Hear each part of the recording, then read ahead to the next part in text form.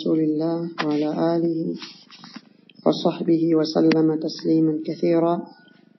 ربنا لا علم لنا إلا ما علمتنا فعلمنا ما ينفعنا وانفعنا بما علمتنا وزدنا علما إنك أنت العليم الحكيم. اللهم اغفر لنا ولوالدينا ومشايخنا وجميع المسلمين. Leo katika kauli ya mwanachuoni tutanukuu katika kitabu Haqqu Zawjaini ukurasa wa 10, kitabu cha Sheikh Sulaiman ibn Salimillah Ar-Ruhaili hafidhahullah ta'ala wa ra'ah wa saddada ala al-haqqi khutahu.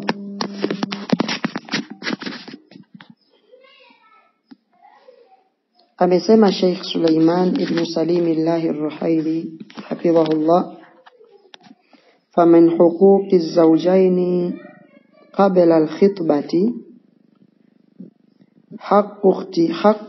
haqqu al-ikhtiyari,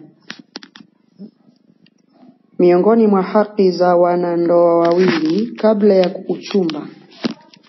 Miongoni mwa haki za wanandoa wawili kabla ya uchumba ni haki ya kuchagua, bi an yakuna al-ikhtiyaru qa'iman ala at-tadayyun was-salah, yani kuwe kumchagua yule atakayekuoa au utakayemuoa kumesimamia juu ya msingi wa dini na wema, dini na wema, wa husnil khuluq, na uzuri wa tabia.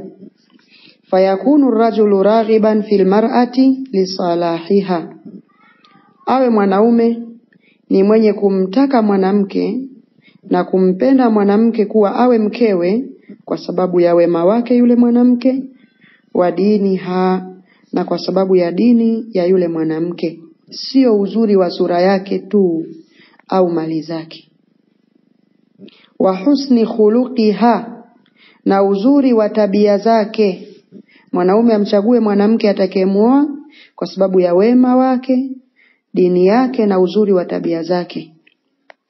Anasema Sheikh hafidhahullah, watakunu almar'atu raghibatan fi rajuli li salahihi, na awe mwanamke ni mwenye kumpenda na kutaka awe mumewe mwanaume kwa sababu ya wema wake huyo mwanamke, wa dinihi, na dini yake, wa husni khuluqihi, na uzuri wa tabia zake.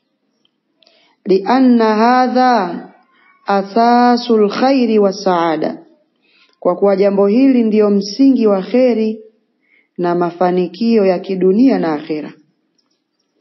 Wa man udima dinuhu, na yule ambaye dini yake itakosekana, udima khairuhu, kheri zake zitakosekana.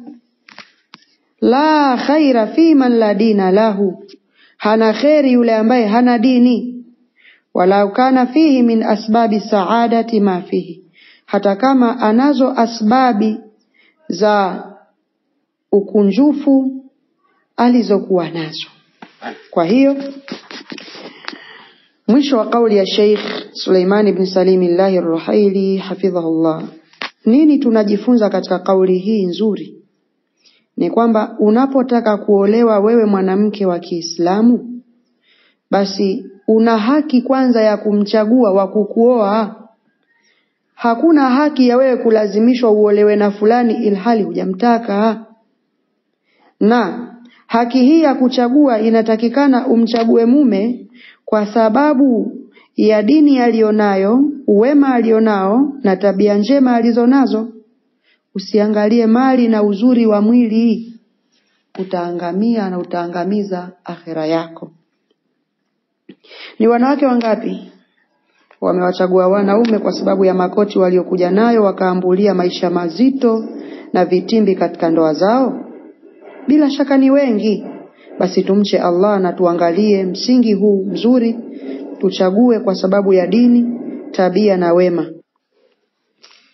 Na upande wa mwanaume pia anatakikana kabla ya kuoa au kuchumbia, kabla ya kuchumbia hakikishe huyo mwanamke anayetaka akamchumbie amemchagua kwa misingi ya dini, wema na tabia zilizokuwa njema.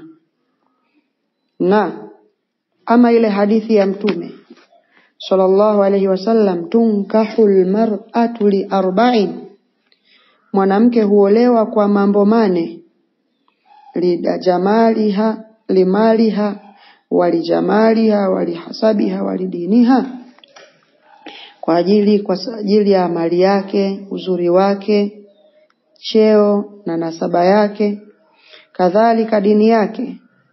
Hadithi ile haijaja kutaja sifa za kuchagua mchumba, bali hadithi ile imekuja kutaja mitizamo ya watu katika kuelekea ndoa, kwamba kuna watu wanaangalia wa kumuoa, wanaangalia mali alionayo, wengine wanaangalia uzuri alionao, wengine wanaangalia cheo au nasaba alionayo, wengine wanaangalia dini alionayo. Ndio maana Rasulullah akaitaja dini mwisho na akaitaja mali mwanzo, kwa sababu ya wengi wenye kufuata mali ndio wakatajwa mwanzo, na kwa sababu ya uchache wa wenye kufuata dini wakatajwa mwisho. Na ndio maana Rasulullah sallallahu alaihi wasallam jambo la pili aliposema fadhfar bidhati din, wewe Muislamu mchague mwenye dini.